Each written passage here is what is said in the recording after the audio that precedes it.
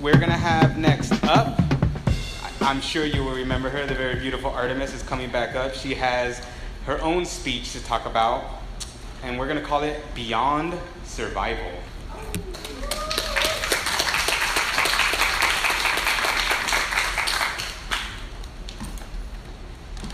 Okay, so I'm a little more prepared for it. Sorry, I'm going to read a lot. Beyond Survival is my own organization. It is a network for survivors of childhood sexual abuse. It's not a pleasant or fun topic, but I would not be exaggerating if I said that dealing with issues like this has brought me an immense amount of joy in my life. Recovery and prevention takes a lot. It takes tears, it takes uncertainty, and it takes time.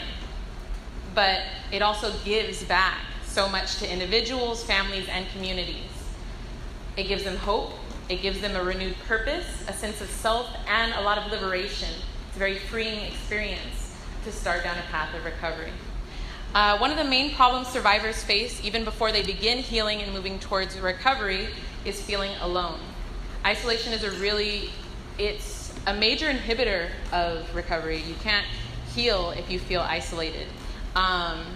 Which is why Beyond Survival is first and foremost a network.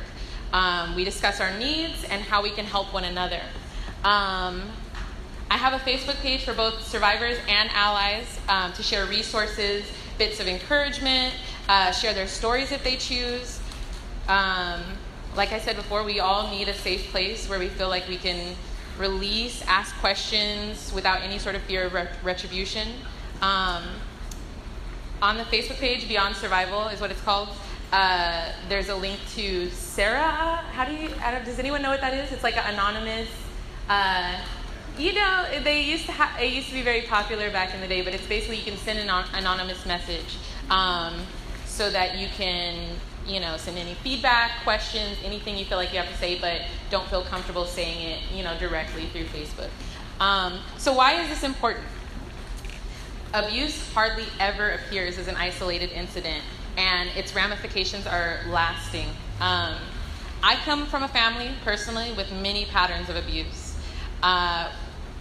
This gets into the sad part. This is a content warning for anyone who is not ready to hear it. But when I was 9 years old, I was molested by someone who had also been molested at a young age. It was a cycle, a pattern. It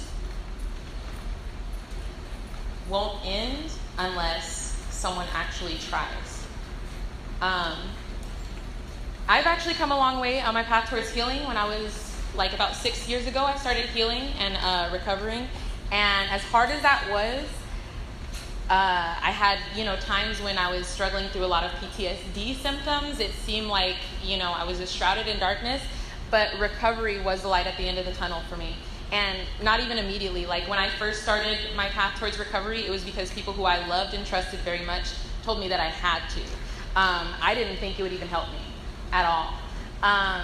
And now I cannot be more grateful for starting that for myself, for the people who helped me to start that, because it's just a completely different way of living, being in chains versus being liberated and being free. So eventually I got to a place in my healing when I felt like I could address more than just my own healing. I decided that I wanted to dedicate my life to healing my family as well, ending their cycles of abuse, and also helping others do the same. As individuals, families, and communities, we all benefit from recovery. So, how do we heal? Where do we begin? For many people, just talking about it is a really good start.